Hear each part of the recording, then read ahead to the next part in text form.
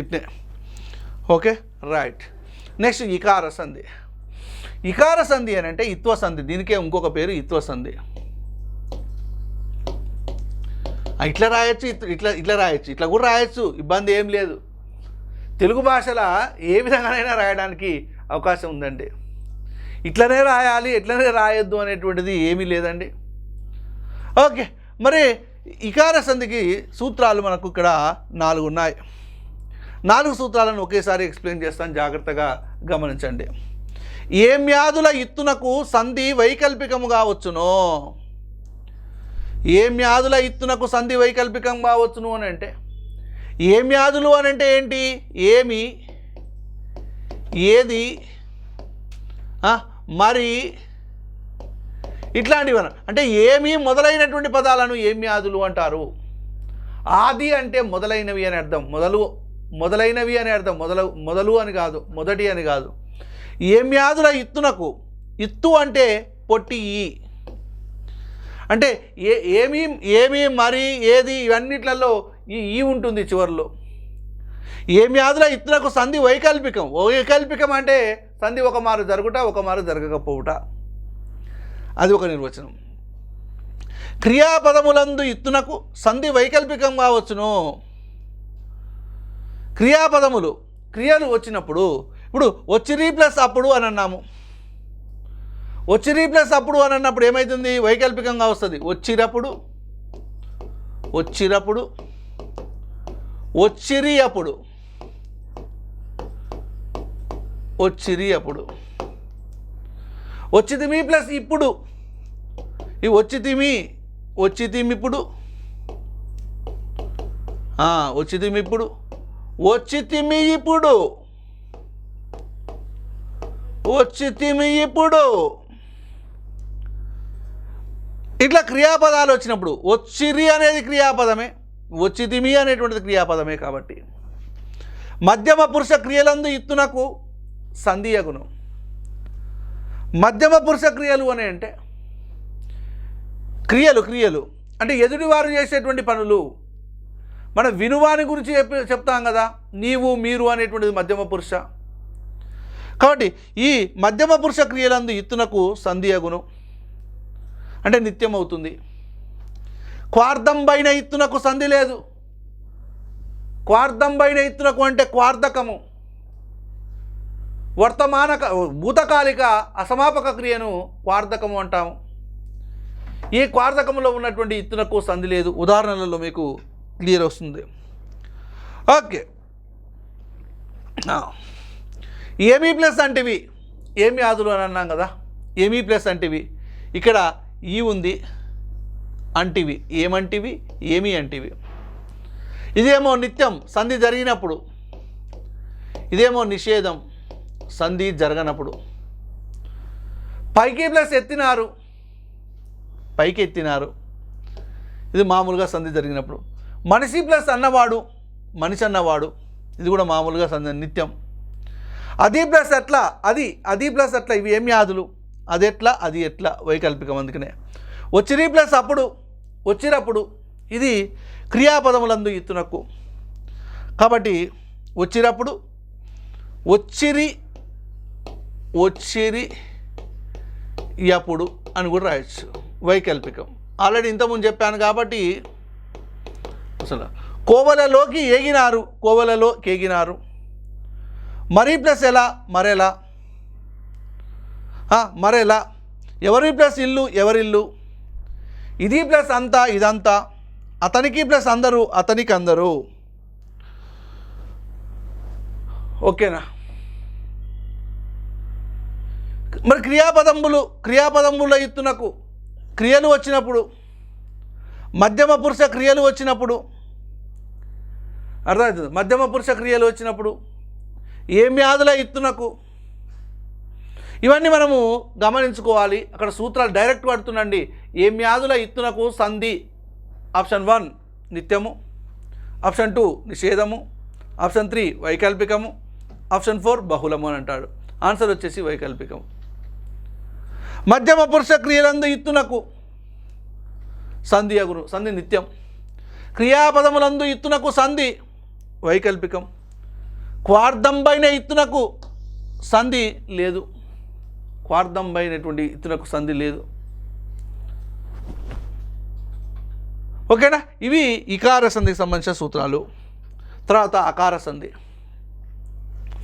అకార సంధి అని అంటే దీనికి అత్వ సంధి అని పేరు. అత్తునకు సంధి బహుళంబుగానగు. బహుళము అంటే ఇక్కడ 4 విధాలు అని అర్థం.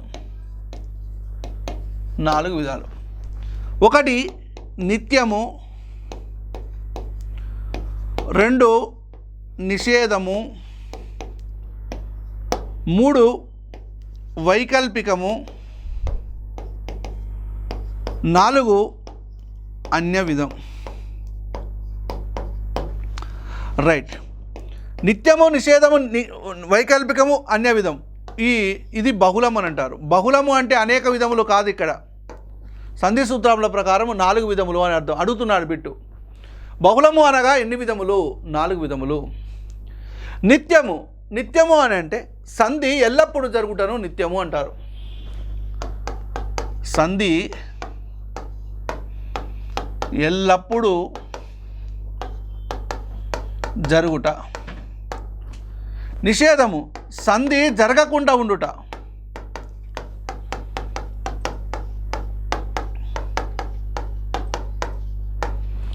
వైకల్పికము సంధి ఒక మారు జరుగుట.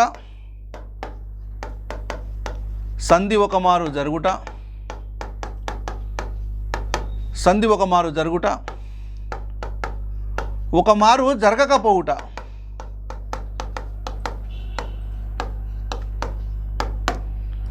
అన్య విధము సంధి మనం అనుకున్నటువంటి విధంగా కాకుండా వేరే విధంగా జరుగుట.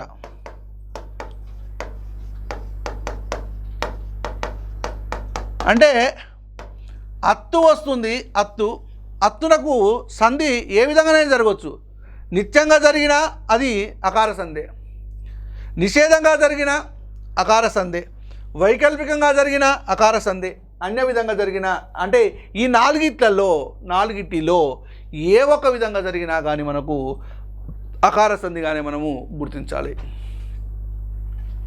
ఓకేనా? నిత్యము, నిషేధము, వైకల్పికము, అన్య విధము అని 4 విధములు బహుళము అని అంటే. ఇప్పుడు చిన్న ప్లస్ అమ్మ అని అన్నాం. చిన్న ప్లస్ అమ్మ ఏమవుతుంది? చిన్నమ్మ. ఇక డైరెక్ట్ సంధి అవుతుంది. ఇది నిత్యం. నిత్యం. పుట్టిన ప్లస్ అట్లా కాకుండా అమ్మ ప్లస్ ఇచ్చాను అన్నాం. అమ్మ ప్లస్ ఇచ్చాను అంటే అమ్మిచ్చాను అనేటువంటిది కాదు. ఏమమ్మిచ్చింది అనేటువంటిది అర్థం వేరే అర్థంలో వస్తుంది. కాబట్టి ఇది సంధి నిషేధం. అప్పుడు ఏమవుతుందంటే అమ్మ ఇచ్చాను అనాలి.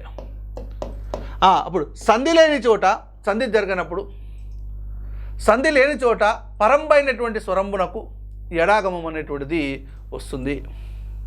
అంటే ఈకి బదులుగా ఏమొచ్చిందంటే ఎడాగమం అనేటువంటిది వచ్చింది. ఎడాగమం అంటే యాలో ఈ అట్లా ఎడాగమం అంటే సంధి జరగనప్పుడు, నిషేధం అయినప్పుడు ఎడాగమం అనేటువంటిది తప్పనిసరిగా వస్తుంది. అడుగుతున్నాడు సంధి జరగనప్పుడు వచ్చేటువంటి అక్షరం ఏంటిదనంటే ఎడాగమం. సంధి లేని చోట పరంబైనటువంటి స్వరంబునకు అంటే పరస్వరమునకు ఏమొస్తుందనంటే ఎడాగమం అనేటువంటిది రావడము జరుగుతుంది. వైకల్పికం సంధి ఒక మారు జరుగుట, ఒక మారు జరగకపోవుట. ఇప్పుడు మేనా ప్లస్ అత్త అన్నాం. మేనా ప్లస్ అత్త అన్నప్పుడు మేనత్త సంధి జరిగినప్పుడేమో మేనత్త, సంధి జరగనప్పుడేమో మేనయత్త.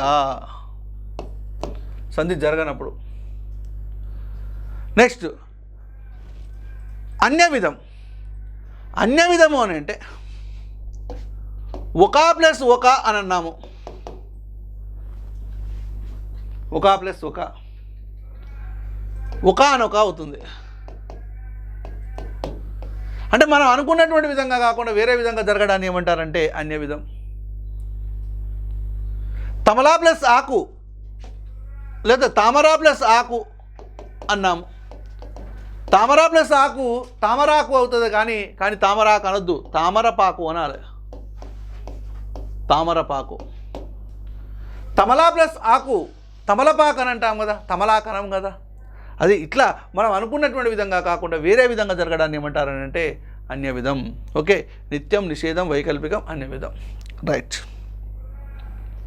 కొన్ని ఉదాహరణలు. మేనా ప్లస్ అత్త, మేనత్త, మేనయత్త, ఇది వైకల్పికం. వైకల్పికం. మేనా ప్లస్ అల్లుడు, మేనల్లుడు, మేనల్లుడు, ఇది కూడా వైకల్పికం. ఇందులో అత్తునకు, ఇక్కడ కూడా అత్తు, ఇక్కడ కూడా అత్తు. ఒక ప్లస్ అప్పుడు సంధి నిత్యం. నిత్యం. చేయకా ప్లస్ ఉంటే చేయకుంటే. వర్గకా ప్లస్ ఏమి వర్గకేమి. పోయేదా ప్లస్ ఎట్లు పోయేదెట్లా. చాలినా ప్లస్ అంతా చాలినంత. ఉన్నా ప్లస్ అప్పుడు ఉన్నప్పుడు. లేకా ప్లస్ ఉంటే లేకుంటే. అందకా ప్లస్ ఉంటే అందకుంటే.